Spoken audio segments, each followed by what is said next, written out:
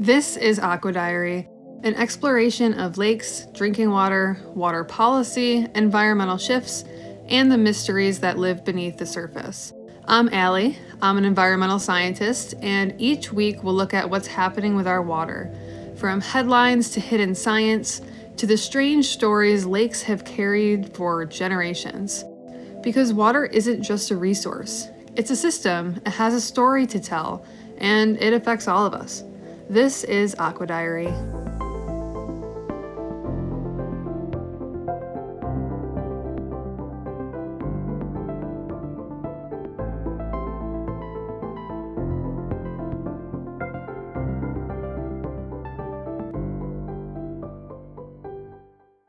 Hey everyone, welcome back to AquaDiaries, the podcast where we're turning ordinary people like you into scientists of lakes, mysteries, and the water that literally makes up most of your body. I'm your host, Allie, an environmental scientist, and I'm genuinely excited that you're back. Before we dive into the deep end, and I mean that literally, I want you to know that you don't need a PhD to understand how water works. You don't need a fancy lab coat or a degree.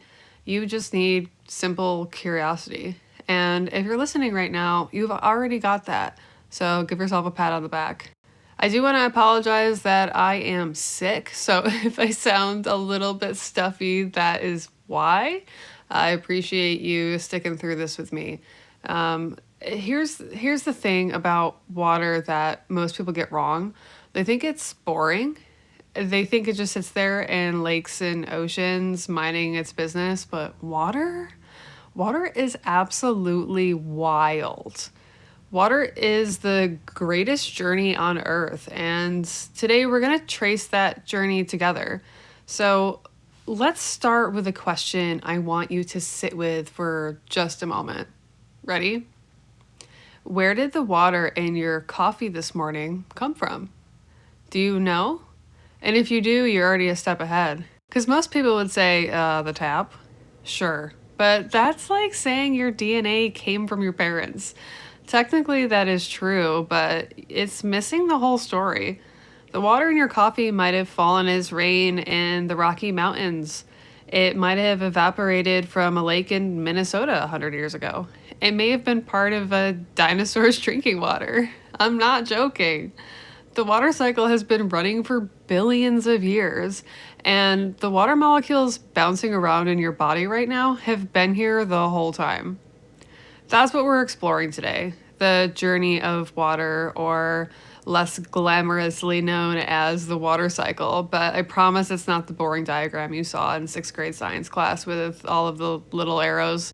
The actual incredible, never-ending story of how water moves through our planet and how it affects us. And I promise you, by the end of this episode, you're going to see water, especially lakes, in a completely different way.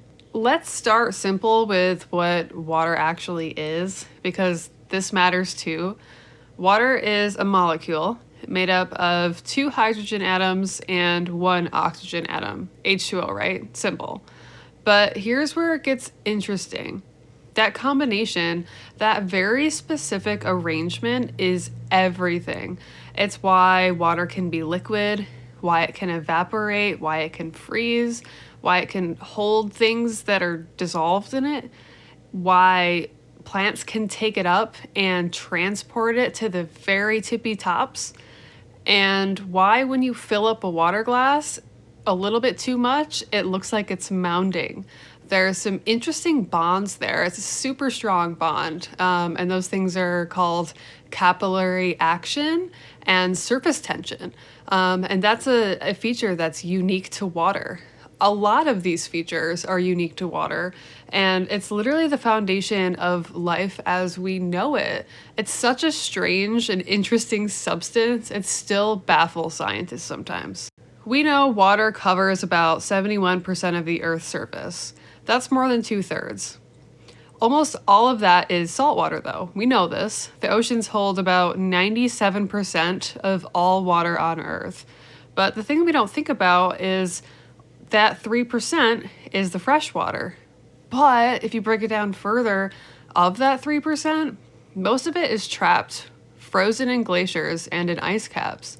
So the liquid fresh water that's available for us to drink and to irrigate crops or to fill lakes, it's not a lot. That's less than 1% of all of the water on Earth.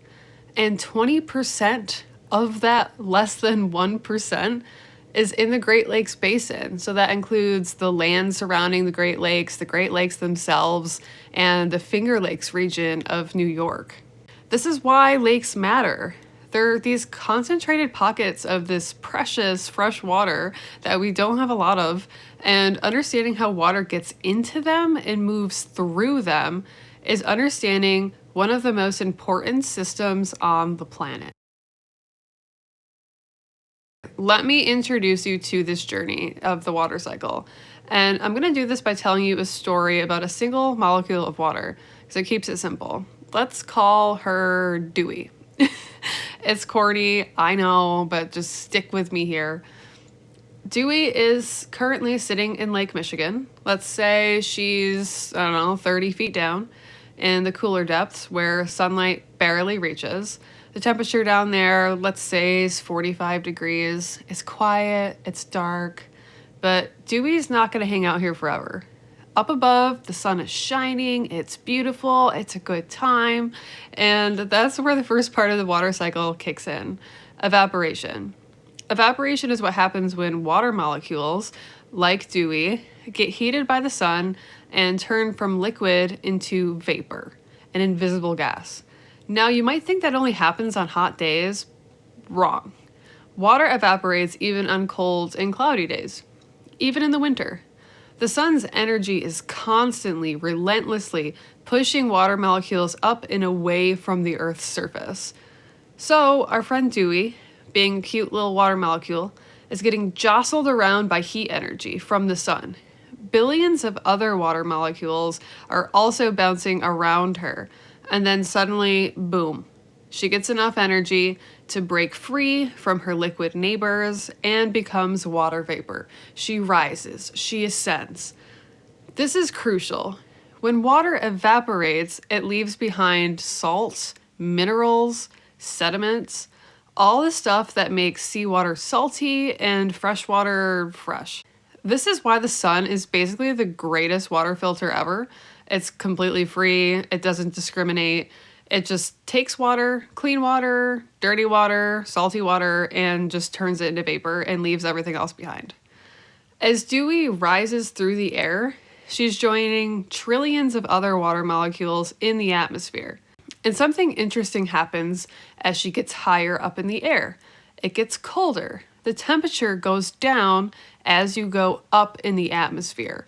It's counterintuitive, and you'll learn on this podcast eventually. There's a lot of meteorology that is counterintuitive, and of course we will get into that too, because it's all water.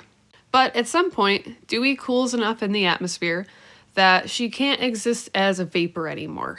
She has to condense. She turns back into a liquid. It's not warm enough to be a vapor anymore. And when water condenses in the atmosphere, it forms all these tiny little droplets. Billions and billions and billions of droplets, all clustered together. And that's what a cloud is. Yes, clouds are literally water that evaporated from somewhere else, condensed in the atmosphere, and is now floating above your head. So when you look at a cloud, you're looking at migration of water happening in real time. Maybe you already knew this. But these water droplets in the cloud can do one of two things from here. Dewey's droplet can stick around and hang out in the cloud, bouncing around with other droplets, getting bigger as more and more water condenses onto it. Or, and this is where we get weather, the cloud can get so full of these water droplets that they start bumping into each other and sticking together. And they get heavier and heavier and heavier until gravity basically wins and Dewey becomes part of a raindrop and she falls. And that's the precipitation part of it, the second major part of the water cycle and the water journey. Rain, snow, sleet, hail, all of it. Water that was up in the clouds comes back down to Earth at some point. Now where Dewey lands is crucial to what happens next. If she lands in the ocean, the cycle mostly starts over, evaporation again. If she lands on a glacier or an ice sheet, she might stick around for thousands of years locked up in ice. But if she lands in a lake, or if she lands on land and then eventually flows into a lake, that's where things get a little bit more interesting. Because here's what can happen next: infiltration and groundwater flow. When it rains, not all water stays on the surface. Some of it soaks down into the soil. It percolates downward, moving through layers of soil and rock until it reaches the water table. The water table is the level below which the ground is saturated with water. It's not an underground lake, like a lot of people tend to think it is. When you have soil and rock, if you can imagine them as little tiny circles, now pack all of those circles together. There's spaces in between the circles, right? They don't just squish together, they still stay in circles. And that little tiny space in between the sediment particles is where the water ends up. It fills up this pore space. So groundwater, or the water table, is basically just the depth where all of that little pore space is filled with water. Otherwise, when you dig in the soil, there's air in between those particles, right? It's dry soil. If you dig a hole deep enough, eventually you'll see it fill up with water. That's the water table. And this water is also called groundwater, and it's just as important to the water cycle as the rain and clouds that you see. Groundwater moves slowly. We're talking feet per year, not miles per hour. But it is moving, it's flowing, and it feeds springs.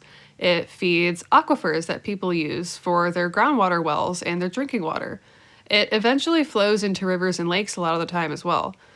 In fact, many lakes are fed by groundwater that's been underground for decades or even centuries. A lot of the time, the surface water of a lake, the area where the water sits still, is often the same depth at which the ground is saturated.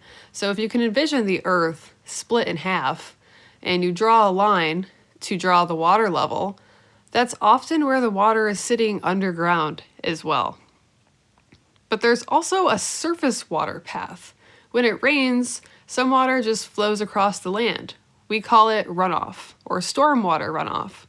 It runs downhill, it gathers in streams, it feeds creeks, it feeds rivers, and it flows into lakes. So now let's say Dewey is in a lake. Maybe she came down as rain directly onto the lake. Maybe she traveled underground for 100 years before she got there. Or maybe she ran down a mountainside into a creek and now she's in the lake.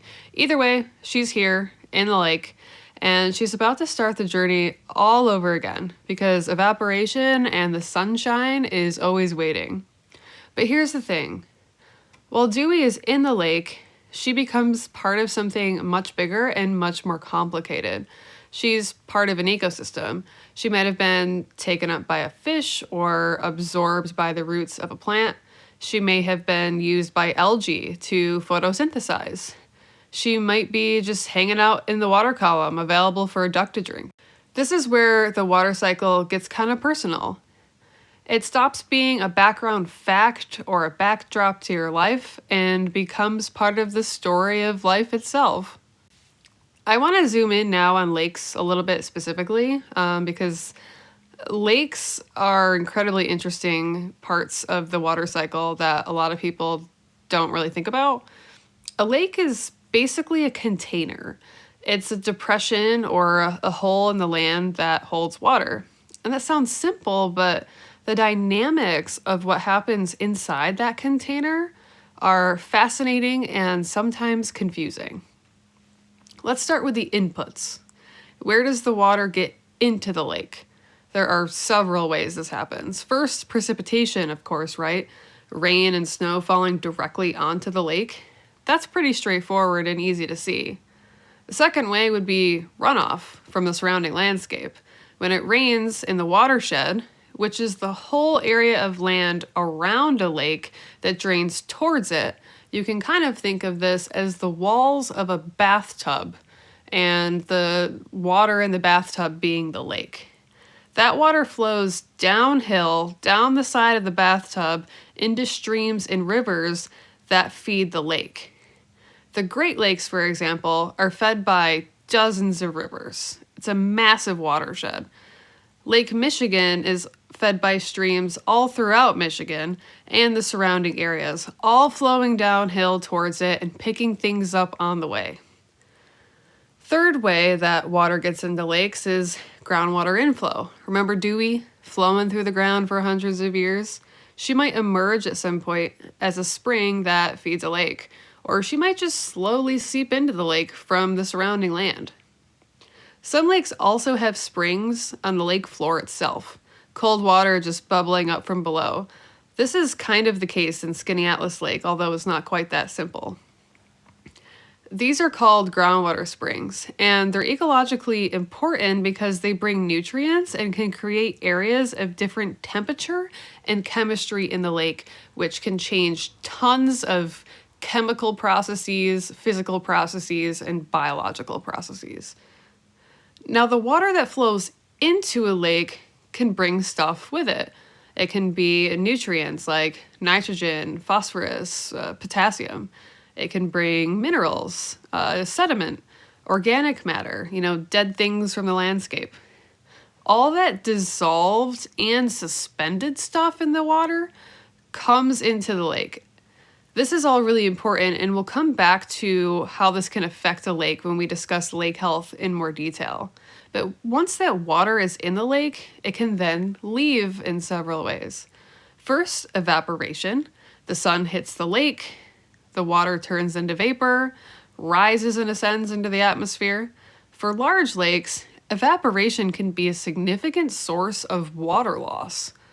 Lake Tahoe, for example, loses millions of gallons of water to evaporation on a daily basis. Another way lakes can lose water is outflow through rivers and streams.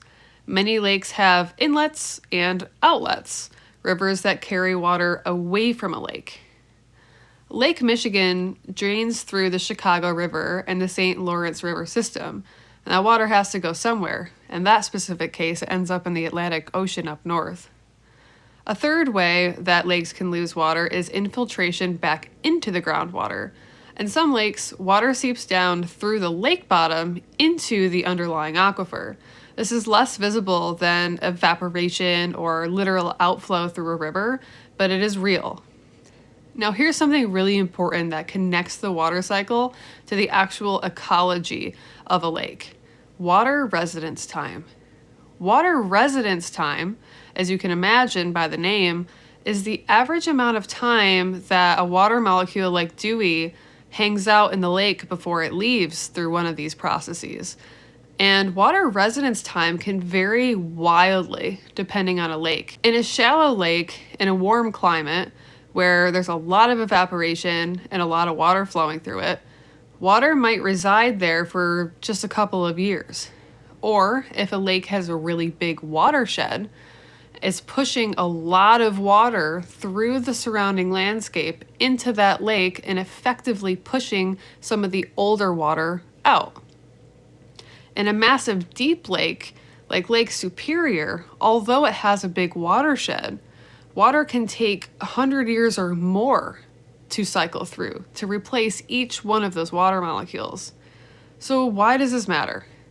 The longer water sits in a lake, the more time it has to interact with the ecosystem and through these water processes.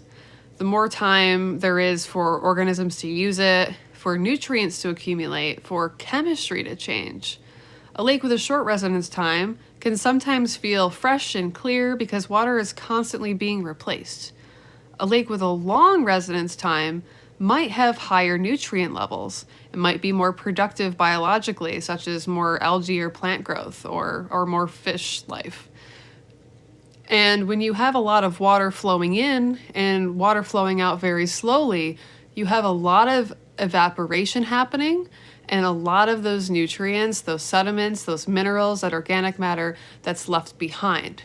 Those things don't leave a lake as quickly as the water does. So this brings me to the concept of a water budget.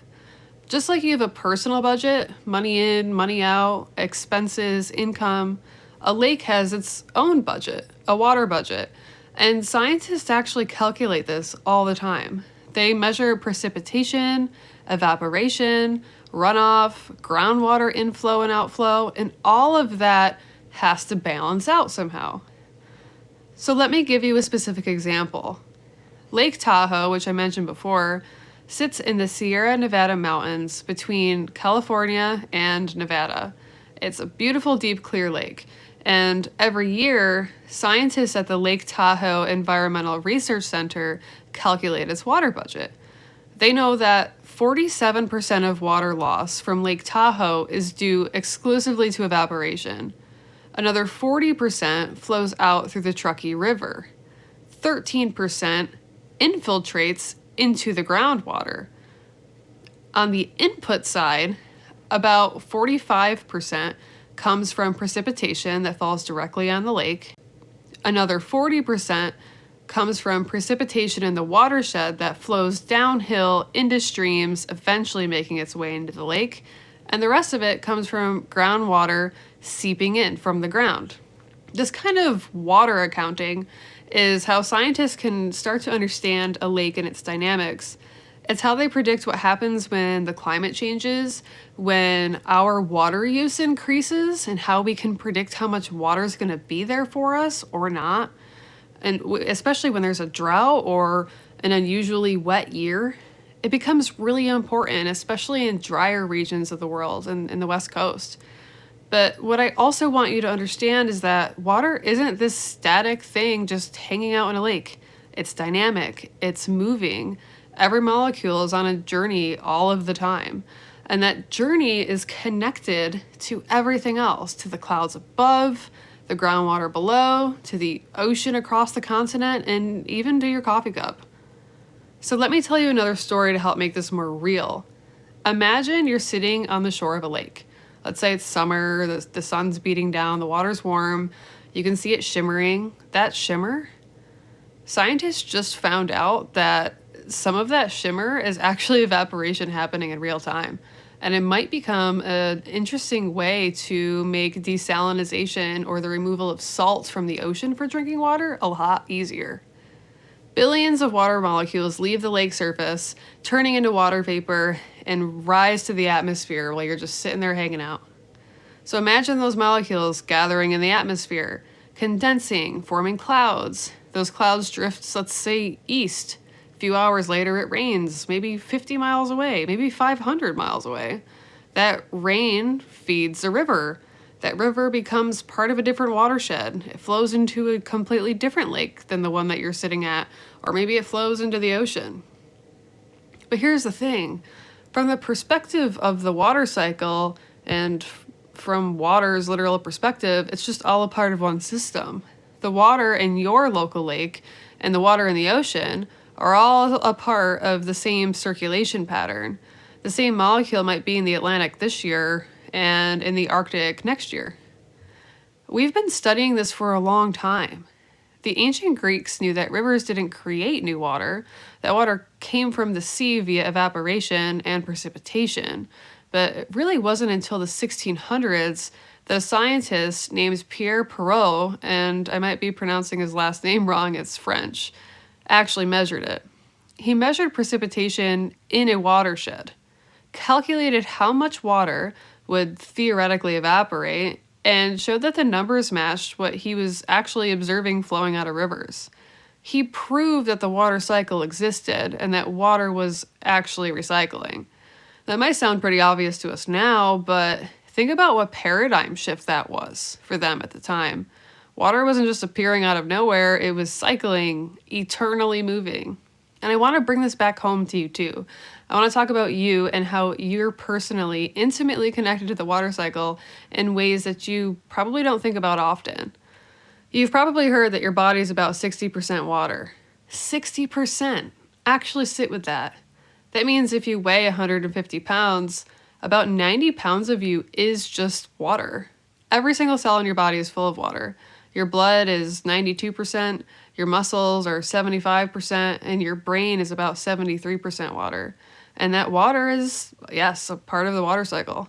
When you drink water, You're pulling a molecule out of the cycle, out of a lake, out of a river, maybe an aquifer, and incorporating it into your body. That water travels through your entire digestive system, your circulatory system, it helps your cells function, it regulates your temperature, it removes waste, and then you release it back to the cycle through sweat when you're exercising, urine when your kidneys filter waste, through breathing, and yes, your breath contains water vapor. Every time you exhale, you're releasing water into the atmosphere. I'm releasing water vapor right now by talking to you. Think about that. You're literally evaporating water into the atmosphere right now, or into your house. If it's a hot day and you're sweating, you might be releasing more water than you realize. Athletes can lose several liters of sweat during one intense exercise. And here's something wild. Plants do something similar. They take up water from the soil through their roots, which we know. They use some of it to photosynthesize, to build new plant material. But a lot of it they release through tiny little pores like us, but it's in their leaves, and those pores are called stomata. It evaporates directly from the leaves. Scientists call this transpiration, and it's so significant in water budgets that they often talk about it as a single process, evapotranspiration. Evaporation from water surfaces, which we've already discussed, plus evaporation from plants. For some lakes, transpiration from surrounding plant matter and vegetation is actually a significant part of the water budget. In lakes that are surrounded by forests, the trees are essentially pumping water from the lake back into the atmosphere, and that can actually affect local weather conditions. This means that lakes and the land around them are not separate. They're very much interconnected. The lake is feeding the plants, and the plants are releasing water back into the atmosphere, which will eventually fall as rain somewhere else, potentially feeding a different lake or a different river. This is the web. This is the system, and you are in it. Here's another way to think about it. The water that was a part of your body yesterday, right now it could be in a cloud above the Atlantic Ocean, flowing down a river in another country, frozen in a glacier in Greenland where it might remain for hundreds of years, underground, slowly seeping through layers of soil and rock in the roots of a tree. Maybe it's in a whale or a penguin or maybe even an ant. There is no your water or my water. There is just water, circulating, moving through all of us, through all of life, through the entire planet, endlessly and forever. And the cool thing, the genuinely mind-blowing thing, is that this water has been here since the Earth formed, roughly 4.5 billion years ago. That's hard to even comprehend. The water molecules bouncing around your body might have been part of the very first oceans on Earth. You are literally made of water that is older than the Homo sapien species. You are a temporary container for something ancient and eternal. I find that really beautiful. But there's another aspect to this that I think is important, and it brings us back to lakes. Because while the water cycle is ancient, the way that we interact with water is relatively recent, and there are consequences. When you drink water from the tap, that water had to have come from somewhere. Depending on where you live, it may have come from a lake, but it was most definitely treated somehow, maybe at a water treatment plant to remove contaminants and make it safe. But before it came out of your tap, it was traveling through the water cycle. And along the way, it might have picked up pollutants. Runoff, industrial waste, excess nutrients from lawn fertilizers, microplastics, heavy metals, pharmaceuticals. The water cycle itself doesn't discriminate. It cleans water and polluted water equally. It's just moving and cycling. But lakes concentrate things because water flows into them, and if the water isn't clean, the lake becomes less clean over time when that water turns into water vapor and leaves behind all of the stuff that was in it when it flowed into the lake. Nutrients accumulate, algae blooms happen, fish populations can decline. The lake becomes less able to support life if we can't manage what's going into it. That's why understanding the water cycle matters, because when you understand that the water in a lake is connected to the rain falling on land hundreds of miles away, you start to see how your choices matter, how my choices matter, and how my choices might affect you. What you put on the ground, what chemicals you use, what you dispose of. It all enters the water cycle and potentially flows somewhere. It might flow into a lake. It might flow into the groundwater. It might become a part of somebody else's morning coffee. You're a part of the water cycle, and the water cycle is a part of you, and you cannot deny that. That connection means something, and it also brings responsibility. Let's zoom out one more time and think about the big picture here before we wrap up. The water cycle is the sun's energy driving water from the surface of the earth up into the atmosphere where it condenses, falls back down as precipitation, and then either evaporates again, infiltrates into the ground as groundwater, or flows across the surface into lakes and rivers. And this is happening constantly, every second of every day. Trillions of water molecules are evaporating somewhere, while trillions of others are precipitating somewhere else. It's not a cycle with a starting point. It's not really linear. It's this ongoing circulation. Water is moving through the atmosphere, through oceans and lakes, and through groundwater, through plants and animals, through you, through me, and then back into the atmosphere, around and around forever, as long as that sun is shining. And lakes sit in the middle of this. They're collection points, they're storage tanks, they're oases of fresh water in a very salty world. They're ecosystems that depend on this exact balance of water coming in and going out. Understanding the water cycle means understanding lakes. Understanding that a lake is not a closed container, but a dynamic part of a global system. Water doesn't live in a lake. Water passes through a lake. And here's my challenge to you, my friend, my dear listeners. Here's what I want you to do. Find a lake near you. It could be a river or even a pond. And next time you're there, I want you to stand there and really think about where that water came from. Really actually think about it. And then imagine where it's going. And then remember that you are a part of the cycle. That the water that you're looking at might flow into your body someday. The water inside your body right now might have flowed through 1,000 other lakes and will probably flow through 1,000 more. Because that is the truth of it. That's the reality of being alive on a water-covered planet. You're not separate from the water cycle, and neither am I. We're immersed in it together. And that's the foundation of lake science. It's where we start. From here, as we continue, we'll dive deeper into lake ecosystems, the webs that depend on it. We'll talk about lake mysteries, why some are clear, why some are murky, why some support fish and don't, why some are changing, what that means, why some lakes explode, and cool other mysteries and folklore as well. News headlines, of course, and what that really means.